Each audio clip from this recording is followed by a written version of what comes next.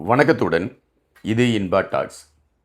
இன்றைக்கி பார்த்திங்கன்னா தமிழகத்தில் இருக்கக்கூடிய பெரும்பாலான அரசியல் கட்சிகளை சார்ந்தவர்கள் எல்லாமே அந்த முள்ளிவாய்க்கால் நினைவை மையப்படுத்தி அவர்கள் தங்களுடைய வழிபாட்டு முறைமைகளை அல்லது வணக்கம் செலுத்தக்கூடிய முறைமைகளை அல்லது அஞ்சலி செலுத்தக்கூடிய முறைமைகளை அல்லது வீர வணக்கம் செலுத்தக்கூடிய முறைமைகளை எடுத்து கொண்டிருக்கக்கூடிய களம் சார்ந்த விடயங்களை குறித்து நீங்கள் பார்த்திருப்பீர்கள். இந்த சூழலில் தமிழக அரசு இப்பொழுது, அதாவது தமிழக அரசின் சார்பில் தமிழக முதலமைச்சர் தலைவர் விஜய் அவர்கள் எடுத்து வைத்திருக்கக்கூடிய கருத்து என்ன, அந்த கருத்தின் பின்னணியில் பேசப்படுகின்ற செய்திகள் என்ன, இவைகளை மையப்படுத்திய ஒரு தேடல் நாம் இங்கு வைக்க வேண்டியதாக இருக்கின்றது. தமிழக வெற்றி கழகம் ஆட்சி பீடத்தில் ஏறுகிறது. ஆட்சி பீடத்தில் ஏறுவதற்கான களங்கள் உருவான பொழுது தமிழக வெற்றி கழகத்திற்கு 108 இடங்கள் மட்டும்தான் கிடைத்திருந்தன. மீதமுள்ள இடங்களை ஆதரவு நிலையில் பெற்றுக்கொண்டால்தான் ஆட்சி அமைக்க முடியும் என்கின்ற களம். எனவே எதிரணியில் இருக்கக்கூடிய காங்கிரஸ் பேரியக்கத்தை சார்ந்தவர்கள் இன்னும் மற்றவர்களிடமெல்லாம் ஒரு ஆதரவு நிலையை பெறக்கூடிய களத்தை தமிழக வெற்றி கழகம் எடுக்கிறது.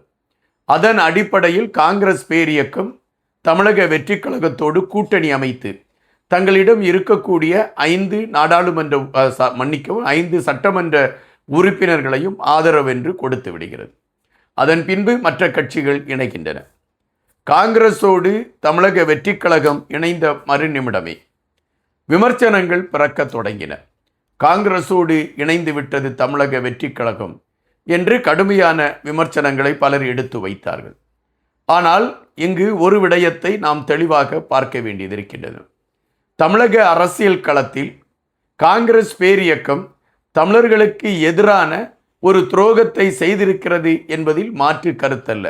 அதுவும் குறிப்பாக 2009ஆம் ஆண்டு நடைபெற்ற அந்த துயர சம்பவம் யாராலும் மறக்க முடியாது, அதை மன்னிக்கவும் முடியாது. அந்த துயர சம்பவத்திற்கு காரணமானவர்கள் இப்பொழுது காங்கிரஸ் கட்சியில் வழிகாட்டி கொண்டிருக்கிறார்களா அல்லது காங்கிரஸ் கட்சியில் அவர்கள் முனைப்பாக இருக்கிறார்களா என்றால் கேள்விக்கணைகள் தான். இப்பொழுது இளைய தலைமுறைகள் அந்த காங்கிரஸ் கட்சிக்குள் வந்து விட்டார்கள். அவர்களை பொறுத்த மட்டில் இப்பொழுது தங்களை நிலைநிறுத்துவதற்கு என்ன வழி என்ற களத்திற்குள் அவர்கள் பயணித்து கொண்டிருக்கின்றார்கள். இந்த சூழலில் காங்கிரஸோடு தமிழக வெற்றி கழகம் இணைந்திருக்கக்கூடிய காரணத்தினால் அது தமிழர்களுக்கு விரோதமான ஒரு நிலைப்பாட்டைத்தான் எடுக்கும் என்கின்ற விமர்சனங்கள் எடுத்து வைக்கப்பட்டது. எனக்கு சில கேள்விகள் கூட உண்டு. ஒருமுறை நாம் தமிழர் இயக்கத்தை சார்ந்தவர்கள் மும்பையில் நடந்த ஒரு தேர்தல் களத்தில் பாரதிய ஜனதா கட்சியை சார்ந்தவர்களை ஆதரித்து பேசிய களங்கள் உண்டு. அதை நாம் விமர்சனத்திற்கு எடுத்துக்கொள்ளவில்லை. காரணம், அங்கு நின்ற அந்த வேட்பாளர் தமிழராக இருந்திருக்கலாம். எனவே நாம் தமிழர் இயக்கத்தை சார்ந்தவர்கள் அந்த ஆதரித்து பிரச்சாரம் செய்திருக்கலாம். இது அந்த களம் சார்ந்த சில நேரங்களில் எடுக்கக்கூடிய முடிவாக பார்க்கப்படுகின்றது. அப்படித்தான் தமிழக வெற்றி கழகம் ஆட்சி பீடத்தை நோக்கி நகர வேண்டும் என்கின்ற நிலைப்பாடு உருவான பொழுது காங்கிரஸ் பேரியக்கத்தோடு ஒரு இணக்கம் காட்ட வேண்டிய ஒரு நிலைமை ஏற்பட்டது.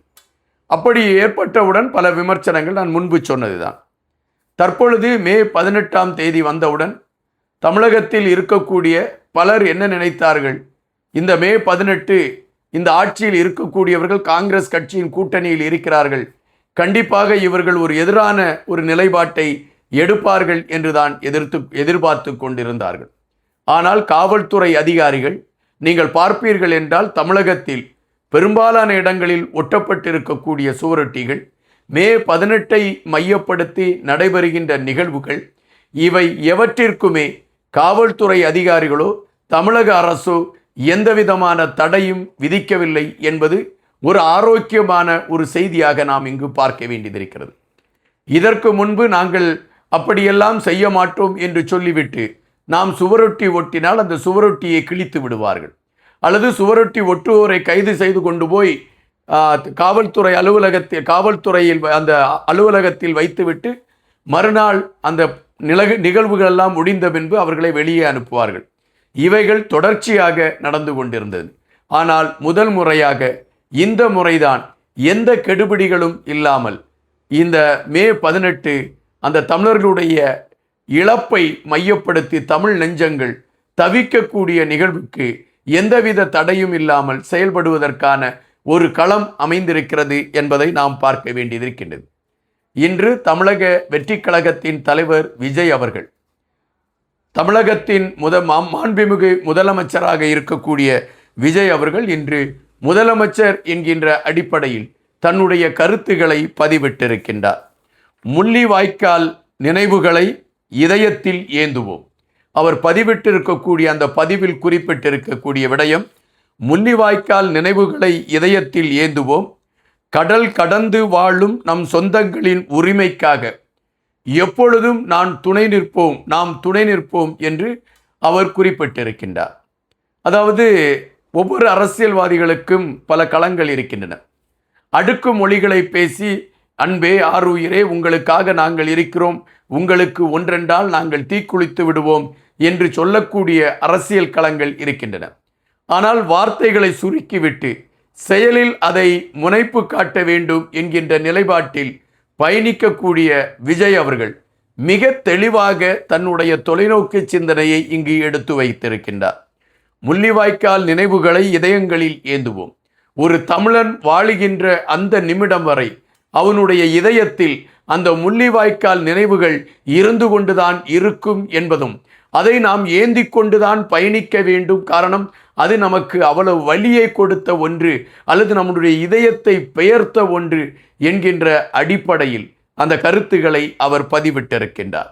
அதுபோல தமிழ் சொந்தங்கள் கடல் கடந்து இருக்கின்றார்கள். அதாவது தமிழர் தாயகத்திலே அவர்கள் வாழ்ந்து கொண்டிருக்கின்றார்கள். அவர்களுக்கான ஆதரவு நிலை எப்படி எட்டும்? அவர்களுக்கு இப்பொழுது யார் ஆதரவாக இருக்கின்றார்? தமிழர்களுக்கான தலைவர் யார் என்கின்ற கேள்விகள் எல்லாம் ஓடிக்கொண்டு இருக்கக்கூடிய இந்த சூழலில் உங்களுக்காக நான் இருக்கின்றேன், எங்களுடைய அரசு இருக்கிறது என்பதை மிக தெளிவாக எடுத்து வைத்திருக்கின்றார் தமிழக முதலமைச்சர் விஜய் அவர்கள். கடல் கடந்து வாழும் நம் சொந்தங்களின் உரிமைகளுக்காக எப்பொழுதும் நாம் துணை நிற்போம் என்று உறுதியை கொடுத்திருக்கின்றார். இந்த உறுதி கண்டிப்பாக அவர் சொல்கின்றதை மட்டும்தான் இதுவரை செய்து கொண்டிருக்கின்றார்.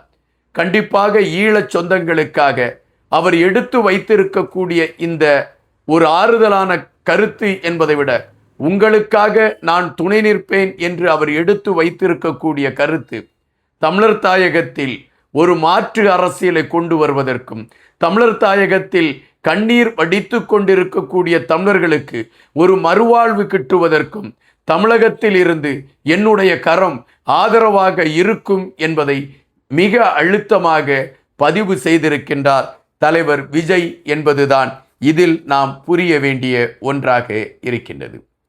காத்திருப்போம். இன்னும் பல செய்திகளோடு உங்களை சந்திக்கின்றேன். நன்றியுடன் இன்பா.